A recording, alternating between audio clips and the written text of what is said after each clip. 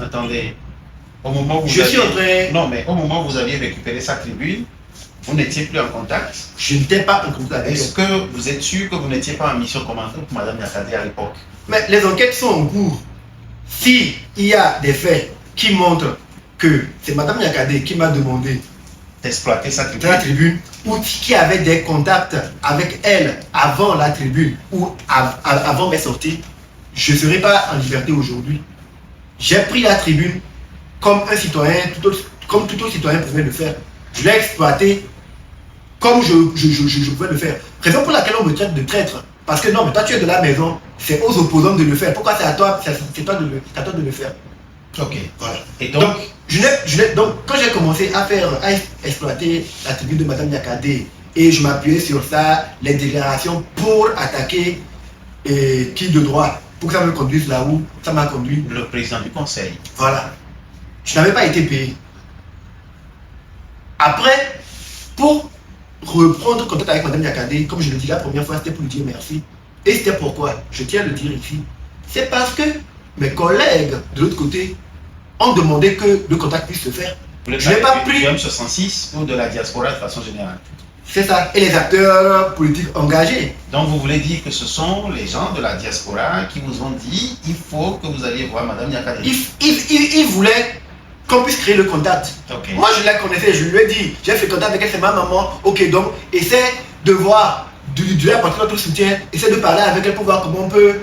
C'est moi qui suis allé vers la dame, ce n'est pas elle qui m'a appelé. D'abord dans un premier temps pour la remercier et parce que les autres voulaient qu'on puisse faire ce pas. J'ai été.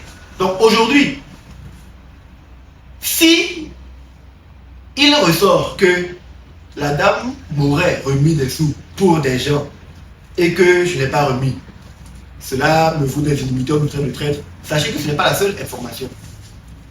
Mademoiselle... non, éclaircissons d'abord cette information. Je veux rassembler ça. Oui, mais est-ce que oui ou non, je n'ai de l'argent chez Mme Niakate? Je le jure sur la tête de mes enfants, sur ma vie et sur tout ce que j'ai de plus cher. Je le jure sur la terre togolaise sur laquelle je pose mes pattes et mes pieds, que si j'ai pris un seul franc chez Mme Niakate, dans le cadre de cette lutte ou pour remettre à une quelconque personne, que je ne récite rien. Oui, mais Amron... Je n'ai rien pris. Oui, mais vous êtes allé la voir plusieurs fois. C'est votre maman, comme vous le dites. Elle aurait pu vous remettre au moins, même si elle ne vous a pas remis de l'argent pour les autres, elle aurait pu vous remettre au moins 50 000 francs pour le carburant. Je vous jure que je n'ai pas pris un seul franc chez Mme Niakate. Ok. Et Zaga pourra le confirmer dans nos discussions. Je lui ai dit, le terrain sur lequel je suis est très périlleux.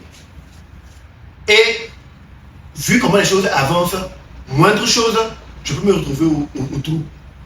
Si il avait été prouvé que j'ai pris des sous chez Mme Niakate, je ne serais pas en liberté aujourd'hui. Alors, je vais retourner la question autrement. Oui. Est-ce que Mme Niakate, elle autre vous a proposé de l'argent? Jamais. En vérité, ce combat que nous avons mené, nous ne l'avons pas fait pour de l'argent. On a voulu avoir des citoyens convaincus. Non. Pas forcément pour vous, ça peut être pour soutenir la lutte, comme on dit souvent. Parce que soutenir qui? Nous sommes tous engagés, nous sommes tous des combattants. On soutient qui? C'est nous-mêmes les lutteurs. Il y a par exemple les gens comme les Makunda qui achetaient de l'eau pour des gens lors de manifestations. Madame Niakate, je ne sais pas. Je parle de ce que moi je sais. Je parle de ce que moi je sais. À titre personnel, est-ce que j'ai pris de l'argent chez Madame Niakate? Okay. Est-ce que c'est Mme Niakate qui m'a contacté? Non. Aujourd'hui, c'est l'une des raisons pour lesquelles je me sens un peu coupable. Parce qu'il était dans son coin. C'est nous qui sommes allés vers elle. C'est nous qui avons demandé, nous voulons que vous fassiez plus que la tribune. Si vous êtes vraiment avec nous. Nous voulions que vous fassiez des vidéos. Le temps où il y aura une marche sur le trottoir, tout est sécurisé, on ne veut pas de violence, ni rien.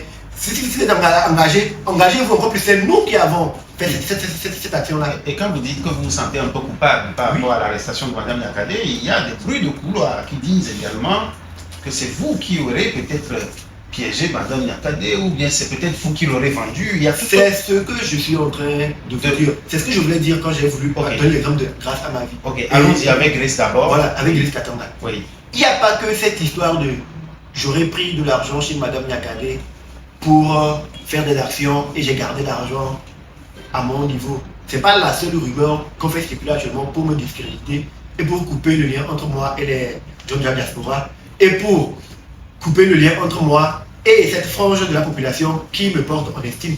Il y a eu beaucoup de choses qui ont été dites. Comme, entre autres, le fait que ce soit moi qui suis responsable de l'arrestation de la dame, que c'est moi qui l'ai payé, c'est moi je l'ai vendu, j'ai fait un deal avec tel et tel. Ce sont des rumeurs. Et curieusement, quand j'ai été mis sous contrôle judiciaire,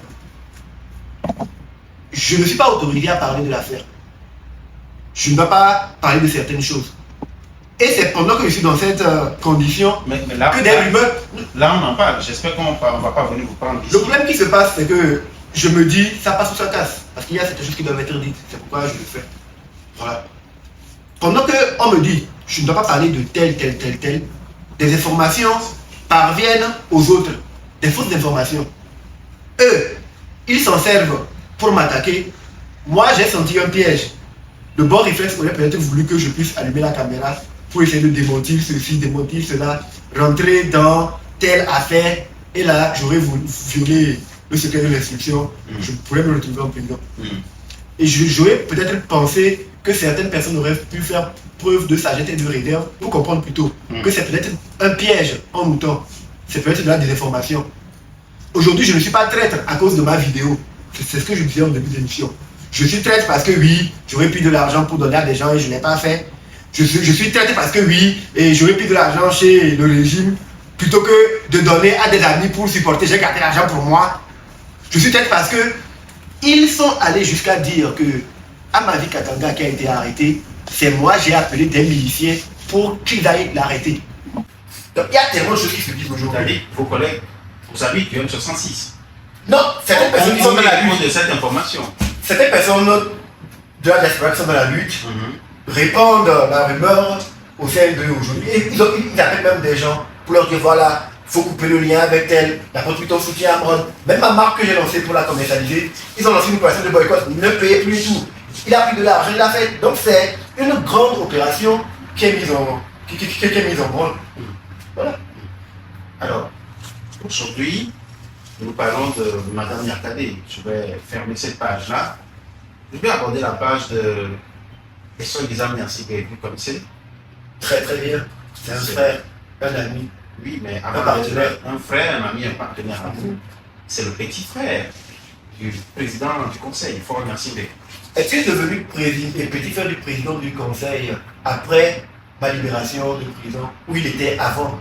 Parce que je le connaissais bien avant.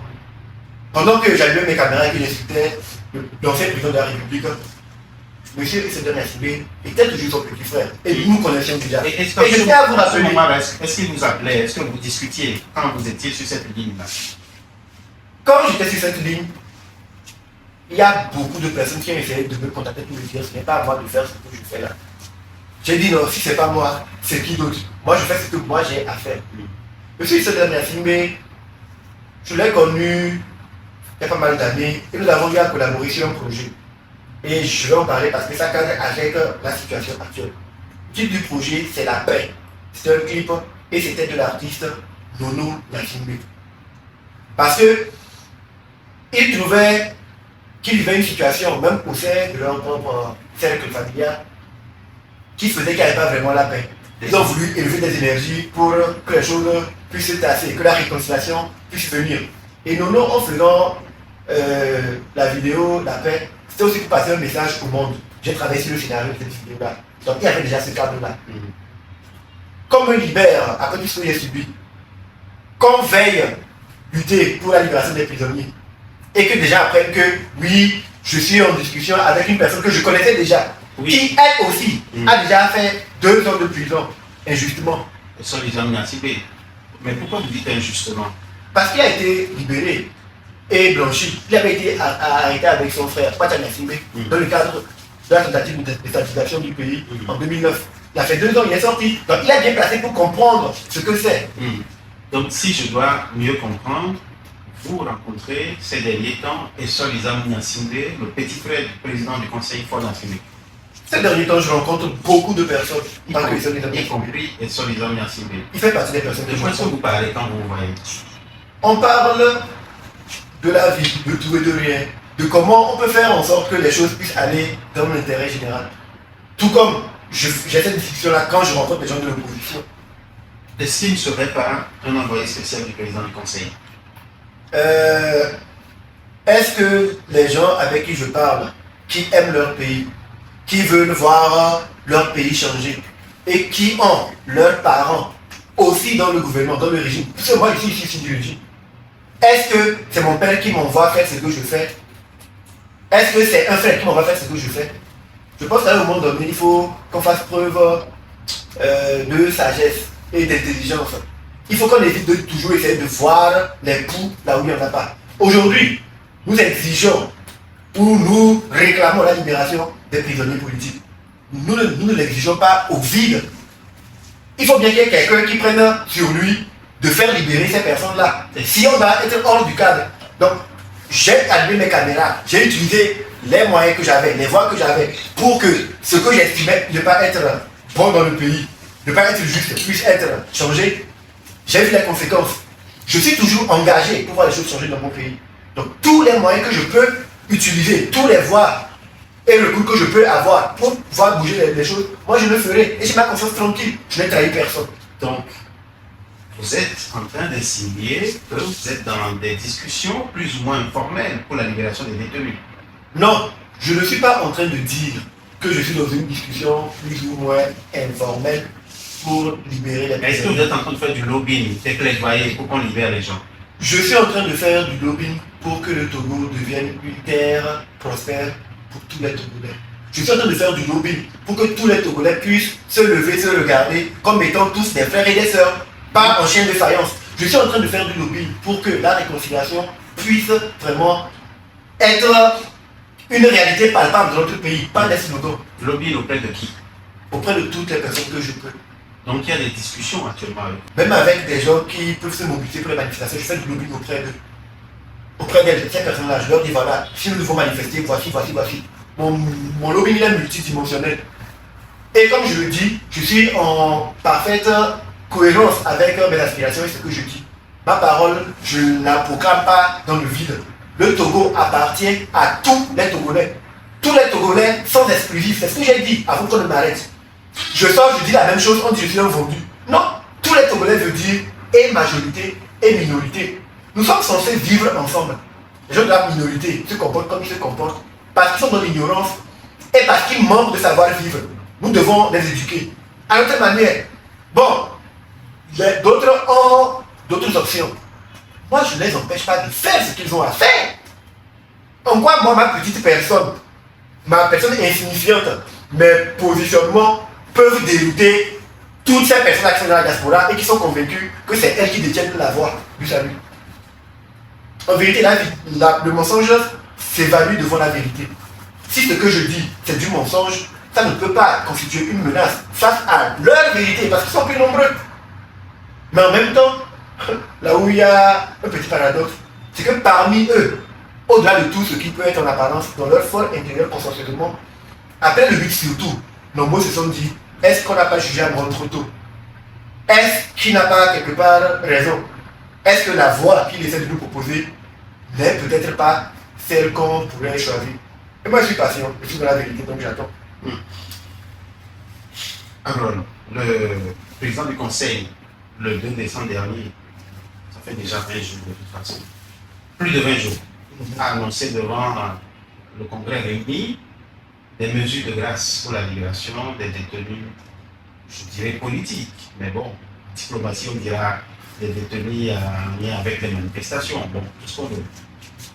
Il n'a pas, en tout cas, il n'a pas parlé de ces genres de détenus, mais la danse est là au niveau des détenus, parce que quand on voit les caractéristiques, on ne dirait pas qu'il y a des détenus politiques dedans, mais bon, on pourrait croire légitimement un peu à sa bonne foi en disant peut-être que les gens comme ça aussi rentreront dedans. Bon, bref, quand vous avez suivi cette annonce, qu'est-ce que ça vous a inspiré?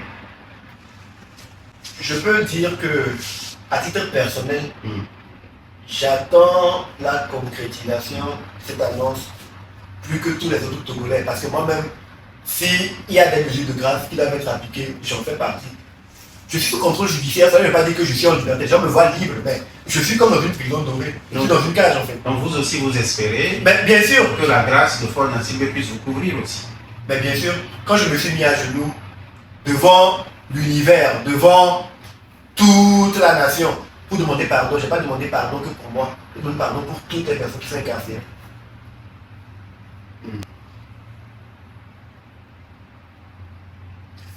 Le slogan « Fort doit partir », il est bien beau. Mais s'il faut que M. Fort parte, c'est lui qui va partir. C'est Fort doit partir, il ne dit pas « Nous devons faire partie ». Si nous devons, faisons-le. Mais quand on ne peut pas changer quelque chose dans l'immédiat, l'intelligence voudrait qu'on compose avec. C'est cette composition-là qui est floue. Comment on compose avec? Cette question revient encore. Comment on compose avec? Voilà. Moi, j'ai décidé de composer avec. Et voici comment je compte faire. Ok. Par exemple, j'ai vu la dernière fois, il y a eu le programme Non-Wifi. J'ai vu qu'il y a eu 7000 personnes qui sont... Non, 700 000 personnes. 700 000 personnes qui sont sorties. Ne me dites pas que vous croyez à la pertinence de ce projet. Que je crois en la pertinence ou pas, je vais composer avec. Et je te montre comment je compose avec cette situation. Nous sommes 8 millions au Togo. Et même si on crée des emplois, il y aura toujours des gens qui sont dans la précarité. C'est comme dans tous les pays du monde. Nous voulons que les choses changent dans notre pays.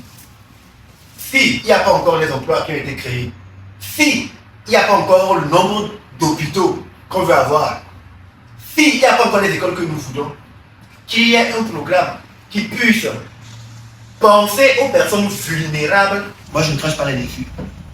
C'est une bonne chose. Mais est-ce que c'est suffisant? Non. J'ai lu quelque part c'est 5 000, d'autres disent c'est 25 000. Dans un cas comme dans l'autre, que ce soit les 3 milliards 500 ou les 17 milliards 500, ce que moi je dis, c'est bien. Gardons ça. Comment je compose avec? Plutôt que d'insulter ces femmes-là qui sont sorties, pour leur dire non, vous êtes des femmes bêtes et tout. Non, non, mais en soi, c'est pas les femmes-là qu'on insulte. Laisse-moi aller. C'est le talent d'économiste du président du conseil que maintenant, il faudrait pas par exemple, interroge. Maintenant, il ne faudrait pas que nous insultions notre talent de leader. Nous avons besoin des personnes mobilisées sur le terrain. Ce ne sont pas des animaux qui sortiront répondre à nos mots d'ordre quand on les lancera. Ce sont des hommes. Je pense que les 700 000 personnes qui sont sorties pour répondre au programme Non-Wifi, si nous avions eu ne serait-ce que 100 000 parmi elles, on aurait pu célébrer des victoires. Ces personnes sont sensibles. Elles sont dans la précarité.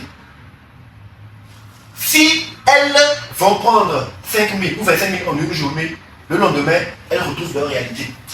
Mais ces 5 000 ou 25 000 leur permettront de manger le jour-là. 1 million, c'est peut-être rien pour certains. En même temps, à côté, 100 francs, c'est quelque chose d'énorme pour d'autres. Mais que pensez-vous des détracteurs de cette mesure qui pensent qu'on aurait pu prendre cet argent pour construire par exemple les centres de santé, etc. Ils ont donné leur point de vue, je respecte cela, donc je donne le mien. Voilà. Donc moi, qu'est-ce que moi je dirais à ces femmes-là? Vous savez, ce qu'on fait pour vous, c'est bien, on pense à vous. Mais cela pourrait être mieux. Et cela même pourrait être ponctuel. Je vais encourager le gouvernement pour le fait qu'ils aient pu penser à ces personnes vulnérables. Et je dirais que si les gens sont choqués, c'est parce que les gens estiment que non, 5 000 ou 25 000, c'est pas suffisant pour sortir les gens de la précarité. Les gens auraient peut-être applaudi si c'était 100 000, 200 000 ou 300 000. Parce que si on prend 700 000 personnes, on leur donne 300 000 chacune, on met les cadres qu'il faut pour que les gens puissent investir et travailler. Après une année, ça ne sera plus 700 000 personnes de la précarité. Il ne restera plus que 500 000. L'année suivante, il y aura 400 000. Et on va réduire cela. Maintenant, l'État, en faisant ce qu'il a fait... Déjà, ils ont prêté l'argent. Ça veut dire que le pays n'a pas d'argent. Pourquoi on donne 200 à 300 000 euros? J'en mets, c'est pertinent. Et c'est là toute la pertinence de mon développement. Voici comment moi je compose avec. Quand on prend tous ces éléments-là, on sent qu'il y a une volonté de faire. Mais les gens n'ont pas les moyens. C'est pourquoi ils sont partis prêter. S'ils avaient pu prêter plus, ils auraient donné plus. Mais moi, j'ai une solution.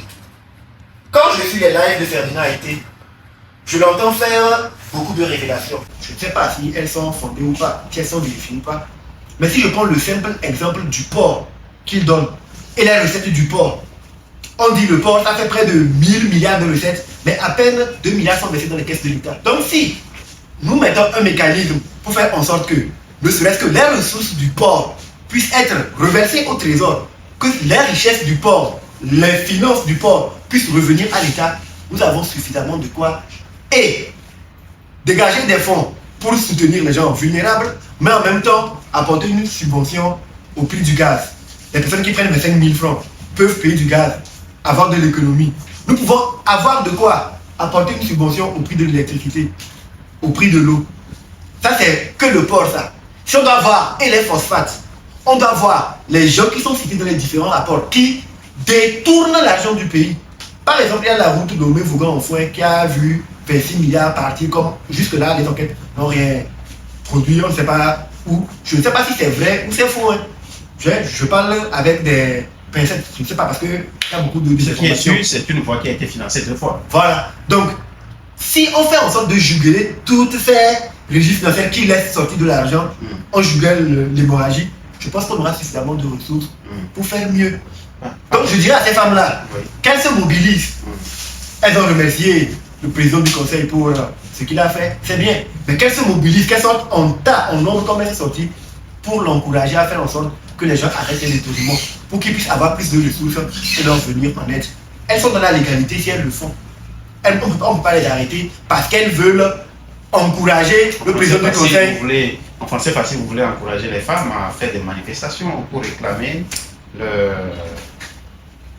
la lutte, la fin de l'impunité. Non, vous m'avez posé la question concernant nos vici et comment je compose. J'ai dit ce que moi je pensais. Mais je n'ai pas fait d'action pour demander à Christian de faire quoi que ce soit. Merci. Amron, la HAC, la Haute Autorité de l'Audiovisuel de la Communication, est devenue ARC. Aplusia aussi, hein, censé normalement lutter contre les crimes économiques. La corruption a aussi changé de nom. Qu'est-ce que ça vous inspire, hein, ces mutations en cours? Est-ce que ça vous amène, vous, hein, quelqu'un d'aussi critique, un combattant, si je veux le dire, à croire en la 5e République? Est-ce que pour vous, c'est quelque chose de nature à encourager à l'espoir? Je suis d'abord un peu triste que la Pulsia ait existé durant tout ce temps. 10 ans précisément. Et qu'on n'ait pas pu avoir quelque chose de concret, malgré tout ce qu'il y a eu comme scandale financier. Ce qui peut me réjouir dans la nouvelle forme qu'elle a, c'est qu'on nous renseigne que les membres de cette institution verront leur autorité, leur pouvoir être renforcés. Moi, je suis de ceux qui disent, peu importe qui nous avons été hier, aujourd'hui reste la meilleure des opportunités pour définir qui nous voulons être demain. Rien n'est tard.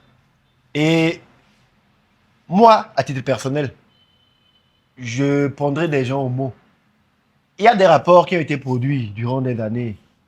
En 2022, il y a eu les rapports de l'ITIE, les rapports de l'IGE et tout. Et jusqu'à aujourd'hui, il y a des zones d'ombre qui existent toujours.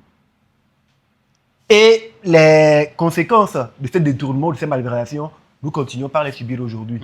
Donc aujourd'hui que nous avons une institution dont les pouvoirs ont été élargis et plus renforcés, ce serait bien de les mettre le plus tôt possible au travail, plutôt que de leur donner l'argument de ne pas travailler en disant oui, on est installé, on n'a pas encore commencé à travailler, les gens nous critiquent, on est découragés. En tant qu'acteur de la société civile, en tant que lanceur d'alerte, en tant que leader d'opinion, nous devons nous saisir de tous les rapports qui n'ont pas été épurés jusque-là pour les mettre sur la table de cette institution-là dès la première semaine où ils sont installés. Parce que s'ils prennent 3-4 semaines, c'est suffisant pour nous produire des faits. Est-ce que vous croyez? Je veux pouvoir faire cette démarche-là. Essayer de faire le lobbying pour que les personnes responsables ou en charge de faire cette démarche-là puissent la faire et qu'on ne puisse pas avoir gain de cause avant que je ne me prononce. Mais je veux rester dans la légalité. Ok, mais Aplusia, c'est toujours Soufouane Nsingbe. Que ça change de nom ou pas, c'est Soufouane Nsingbe. Qu'on change de république ou pas, c'est Soufouane Nsingbe. Est-ce que vous pensez, c'est bien, vous pouvez peut-être accorder le bénéfice du doute, mais vous pensez véritablement que quelque chose pourra changer encore avec les mêmes acteurs pratiquement? À vrai dire, justement, et c'est très bien de le souligner, la question est vraie. est-ce que les choses pourront changer avec les mêmes acteurs? Mais la vraie question qu'il faut qu'on se pose, c'est qui sont les acteurs? Il y a le gouvernement et il y a le peuple. Il n'y a pas que le gouvernement. Le problème n'est pas que le gouvernement. Nous sommes dans la situation où nous sommes aujourd'hui parce qu'une partie des populations n'est pas encore suffisamment consciente pour savoir c'est quoi ses droits et c'est quoi ses devoirs. C'est quoi sa responsabilité. Les choses ne vont pas comme elles devraient être parce que nombreux d'entre nous ne savons pas qu'est-ce que nous devons faire pour que les choses aillent. Donc c'est une responsabilité collective. Et avec Oufo Gnassingbé, le système global qui nous gouverne, s'il ne change pas systématiquement, s'il ne change pas jusqu'à dans ses fondamentaux, nous verrons demain M. Faure Gnassingbé partir, les choses resteront en l'état. Les hommes, quand ils ont la volonté, peuvent changer, même en étant au sein d'un système. Je suis issu de la minorité. Je suis né dans la minorité. Pendant les 20 dernières années, j'ai vécu au Togo sous Faure Gnassingbé. Mais c'était dans la 5e République que j'ai fait ce que j'avais eu à faire. Donc je pense que la 5e République, la 6e, la 4e, le nom de la République n'est pas un problème. C'est les hommes qui font la République le problème. Mais est-ce que, en tant que population, dirigeants, même les dirigeants, ceux qui dirigent font partie de la population. En tant que population, dirigeants et dirigés, est-ce que nous jouons tous nos partitions pour que le pays puisse aller de l'avant? C'est ça la vraie question. Vous aviez dit, je veux bien vous prendre au mot, 2025, le Togo sera libéré. Oui. Il reste moins de 10 jours pour la fin de 2025. Est-ce que la libération du Togo tient toujours? En vérité, comme je l'ai dit dans mon live précédent, mon avant-dernier live, le changement que nous voulons voir venir est déjà là. Sauf que c'est à cause de notre manque de... Est-ce que Faure est parti? Le changement n'est pas le départ. Parce que quand j'ai commencé... Dans l'inconscient collectif, c'est ça, hein, Faure est parti. Dans l'inconscient collectif. Oui. Mais je ne suis pas responsable de la croyance du collectif. Puisque moi, quand je me suis engagé dans cette bataille, j'avais un canevas. Les mots que j'utilisais, je les connaissais. Je savais sur quel principe je me basais pour me protéger parce que je suis sur le territoire. Je savais les énergies que j'élevais. J'ai dit, et je fais partie de ces rares jeunes qui ont défendu la 5e République dès l'entame de cette République. Mais on me l'a reproché quand j'attaquais le président. Tu n'as pas dit que tu vas dire la 5e République. J'ai dit non. On nous a présenté la 5e République sous un autre jour. Dans l'exercice de la 5e République, je vois que les choses ne sont pas en adéquation avec ce que nous a promis. J'attaque cela. Et c'est mon droit. Ça ne change, ça n'a pas changé. Mon problème n'est pas une personne. Je suis opposé à un système. Maintenant, est-ce que les choses ont changé? Je dis oui, déjà. Mais sauf que le fait qu'on soit trop émotif ne nous fait pas nous rendre compte qu'aujourd'hui, la pression populaire a mis le gouvernement en faiblesse. On demande aux gens de nous rendre la souveraineté alors que nous l'avons déjà. Le régime semble plutôt avoir repris du poil de la bête. Le régime est en train de reprendre du poil de la bête justement parce que nous ne savons pas quoi faire avec cette pression-là que nous avons. Est-ce que vous croyez encore à une mobilisation du M66 prochainement? En fait, le problème du Togo n'est pas un problème du M66. Ça concerne tous les Togolais. Est-ce que je pense que si les choses ne vont pas comme elles doivent aller, le peuple togolais se mobilisera, se soulèvera? Bien sûr, je le pense. Est-ce que vous seriez prêt à travailler pour de prochaines mobilisations? Je suis en train de travailler pour les mobilisations. Je travaille quotidiennement pour que le peuple reste mobilisé. Toujours. Et c'est ce travail d'éveil de conscience que je fais. Peut-être que les gens n'entendent pas les paroles qu'ils souhaiteraient entendre de ma bouche. Mais moi, j'ai mes méthodes et je sais où je vais. Je ne peux plus agir pour me mettre directement en danger. Je ne peux plus agir en kamikaze parce que ma posture aujourd'hui... Votre méthode a changé. Ma méthode a changé. Le combat n'a pas changé. Le combat ne peut pas changer. J'ai une question indiscrète, puisqu'on tend vers pratiquement la fin de l'émission. J'ai une question indiscrète. C'est vrai qu'à partir du moment où j'en parle devant la caméra, ce n'est plus aussi indiscret que ça. J'ai appris que votre petit frère est rentré récemment au pays. Le petit frère, qu'il faut le rappeler, a insulté Faure Gnassingbé. Si ma mémoire est bonne, il a traité de chien. Ma mémoire à moi n'est pas bonne. Ok, mais il a insulté. Je ne sais pas trop. D'accord. Pendant que j'étais fou, il y a beaucoup d'événements, d'informations que je n'ai pas pu bien assimiler. Bon, mais ce petit frère est rentré à Lomé, il est passé par l'aéroport international Gnassingbé et à Dema. Il est venu passer au moins une semaine ici.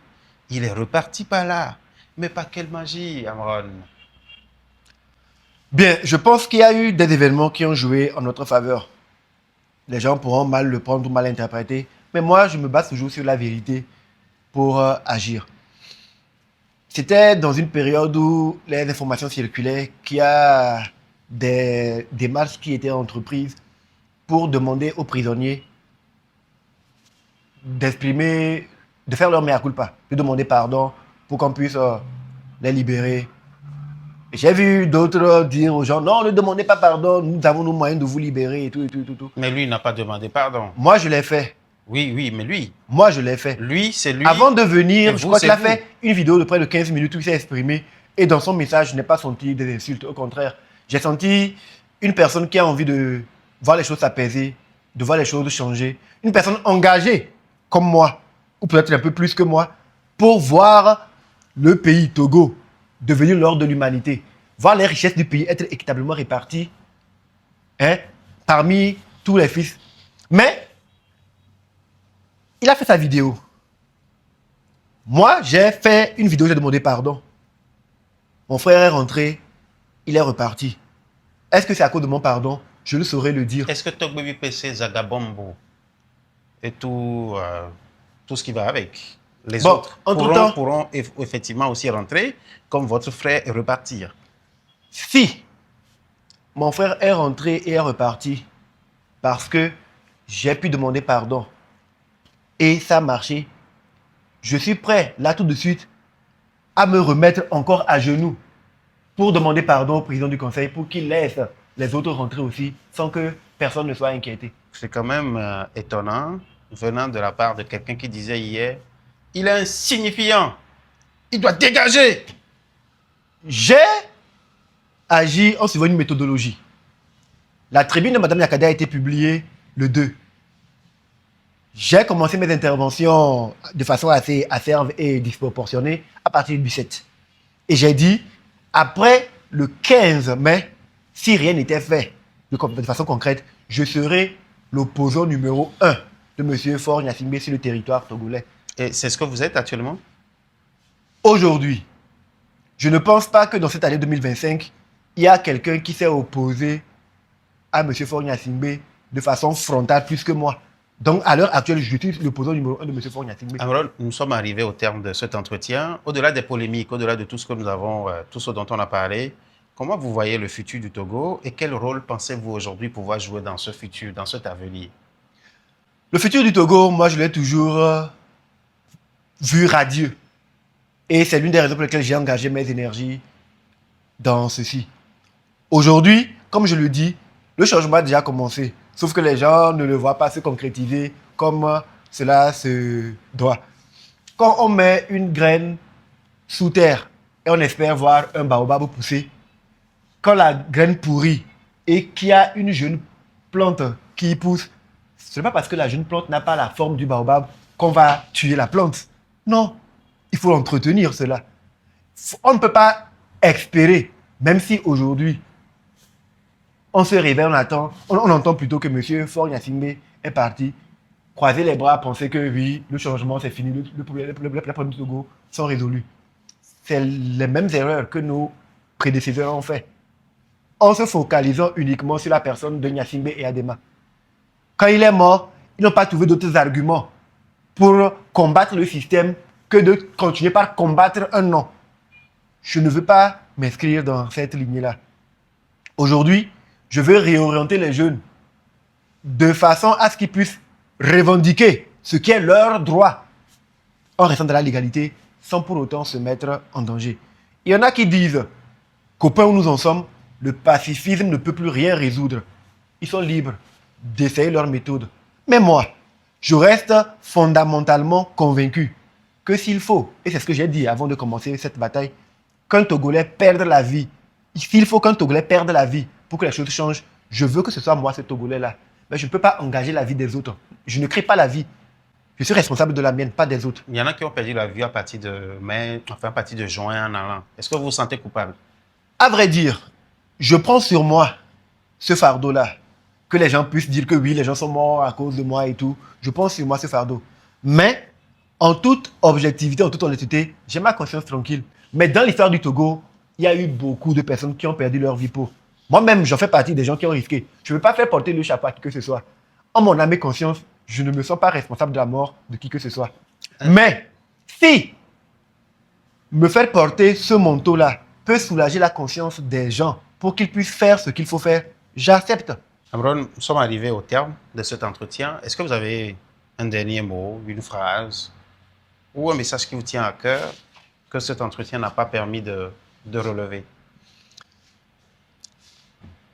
Avant toute chose, je m'éloigne de la politique. Faut que je me présente citoyen. Je suis lambda. Je représente la voix de la crise, la voix polémique, la voix de la veuve de l'orphelin, la voix d'en bas. Ceci n'est pas un hit, mais une météorite, une dose de cachet lyrical proscrit aux néophytes. Si le verbe est maître, je suis l'acolyte. Vecteur de la lumière céleste, je suis de l'élite. Formons des divisions contre la division. Au-delà de l'union, il nous faut fusionner nos visions. Brisons l'inaction, activons l'action, réactivons l'imagination, action-réaction. J'ai toujours été cohérent avec mes paroles. Vous avez oublié le refrain. Minorité, minorité, pardon d'oser, penser à la majorité. Petit pays surendetté. Ah bon d'accord, mais de quoi a-t-on profité? Vous nous parlez souvent d'équité, mais vous brassez de l'or pendant qu'on vit la pauvreté. Code promo pour l'impunité. Dans quel pays les voleurs ont l'immunité? Pour dire quoi? Je ne suis pas en train de fuir le combat pour devenir artiste. C'était dans ma posture d'artiste que j'ai chanté Minorité. Donc je continue ce que j'ai commencé. Sauf que un pied qui glisse doit beaucoup apprendre aux autres. Je n'oblige personne à me faire confiance. Qui suis-je? Même le grand Dieu ne fait pas l'unanimité. Donc je ne peux pas vouloir convaincre tout le monde. Mais les personnes qui pensent que je suis peut-être une lumière qui peut éclairer leur sentier assombri, peuvent toujours essayer de me suivre dans les démarches que je suis en train de faire. Je ne veux pas me positionner comme étant le leader qui donne l'ordre ou des instructions pour que les autres suivent. Mais moi, je veux tracer la voie. Je veux marquer des pas. Et si des gens estiment que ce sont de bons pas ou des pas sûrs, je les inviterai simplement à marcher dans mes pas. C'est tout. À part ça, tout le reste, c'est du folklore. Le Togo est bien plus grand que nous.